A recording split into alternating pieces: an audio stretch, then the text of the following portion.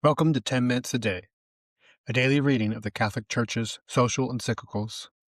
Today we continue with Mater et Magistra, written by Pope John XXIII in 1961. Development of these social relationships, therefore, can and ought to be realized in a way best calculated to promote its inherent advantages and to preclude, or at least diminish, its attendant disadvantages. To this end, a sane view of the common good must be present and operative in men invested with public authority. They must take account of all those social conditions which favor the full development of human personality. Moreover, we consider it altogether vital that the numerous intermediary bodies and corporate enterprises, which are, so to say, the main vehicle of this social growth, be really autonomous and loyally collaborate in pursuit of their own specific interests and those of the common good.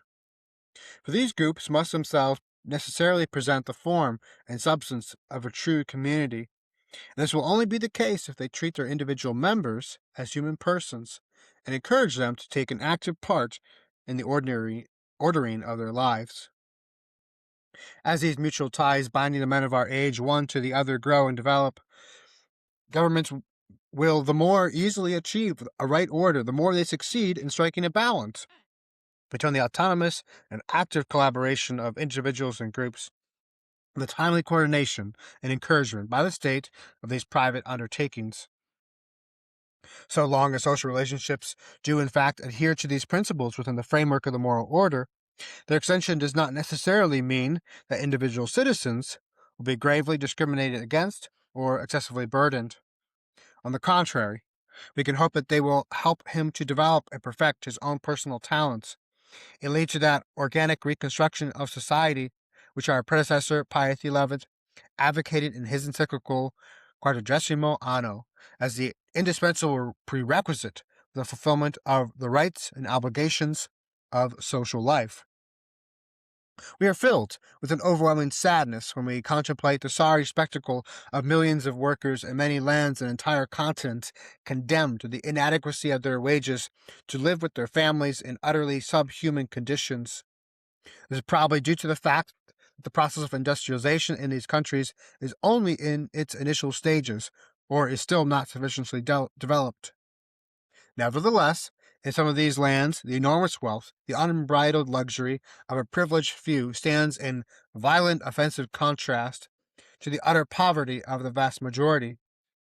In some parts of this world, men are being subjected to inhuman privations, so that the output of the national economy can be increased at a rate of acceleration beyond what would be possible if regard were had to social justice and equity.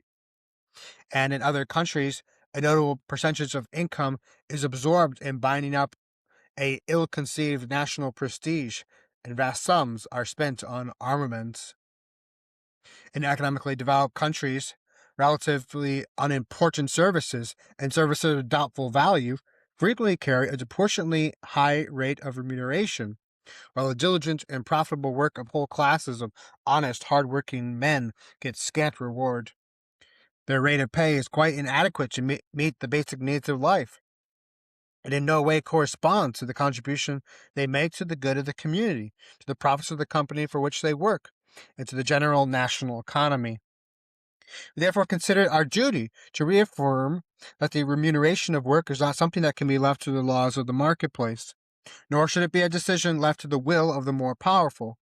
It must be determined in accordance with justice and equity, which means that the workers must be paid a wage which allows them to live a truly human life and to fulfill their family obligations in a worthy manner.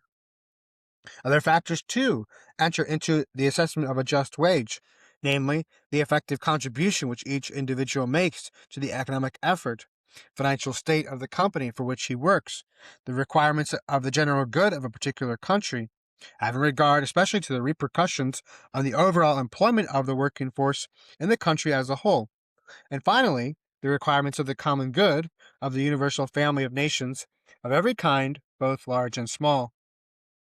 The above principles are valid always and everywhere. So much is clear. But their degree of applicability to concrete cases cannot be determined without reference to the quantity and quality of available resources. These can, and in fact do, vary from country to country, and even from time to time within the same country. In view of the rapid expansion of national economies, particularly since the war, there is one very important social principle to which we would draw your attention.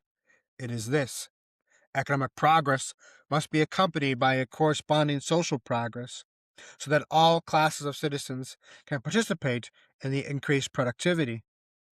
The utmost vigilance and effort is needed to ensure that social inequalities, so far from increasing, are reduced to a minimum.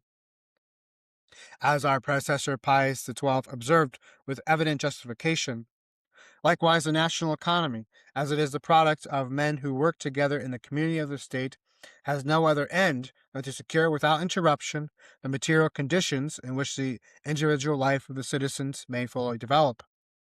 Where this is secured in a permanent way, a people will be, in a true sense, economically rich, because the general well-being, and consequently the personal right of all to the use of worldly goods, is thus actuated in conformity with the purpose willed by the Creator. From this it follows, the economic prosperity of a nation is not so much its total assets in terms of wealth and property, as the equitable division and distribution of this wealth. This it is which guarantees the personal development of the members of society, which is the true goal of a nation's economy. We must notice in this connection the system of self-financing adopted in many countries by large or comparatively large firms, because these companies are financing replacement and plant expansion out of their own profits. They grow at a very rapid rate. In such cases, we believe that the workers should be allocated shares in the firms for which they work, especially when they are paid no more than a minimum wage. We should recall here the principle enunciated by Pius XI in Quadragesimo Anno. It is entirely false to ascribe to the property alone, or to the work alone, whatever has been obtained through the combined effort of both. It is wholly unjust for either, denying the efficacy of the other, to arrogate to itself whatever has been produced. Experience suggests many ways in which the demands of justice can be satisfied. Not to mention other ways, it is especially desirable today that the workers gradually come to share in the ownership of their company, by ways and in the manner that seems most suitable. For today, even more than in the time of our predecessor, every effort must be made that at least in future, a just share only of the fruits of production be permitted to accumulate in the hands of the wealthy, and that an ample sufficiency be supplied to the workers. But the further point needs emphasizing. Any adjustment between wages and profits must take into account the demands of the common good of the particular country and the whole human family. What are these demands?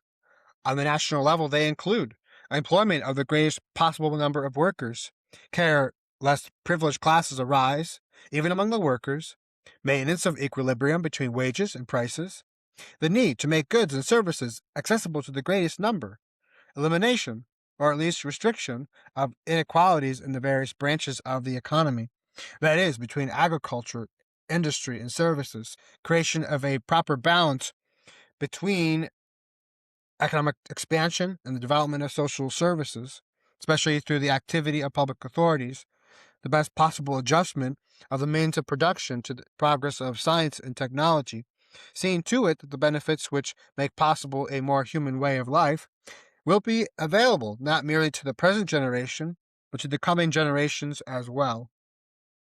The demands of the common good on the international level include the avoidance of all forms of unfair competition between the economies of different countries, the fostering of mutual collaboration and goodwill, and the effective cooperation in the development of the economically less advanced communities. These demands of the common good, both on a national and world level, must also be borne in mind when assessing the rate of return due as compensation to the company's management and as interest or dividends to investors. Justice is to be observed not only in the distribution of wealth, but also in regard to the conditions in which men are engaged in producing this wealth. Every man has, of this very nature, a need to express himself in his work, and thereby perfect his own being.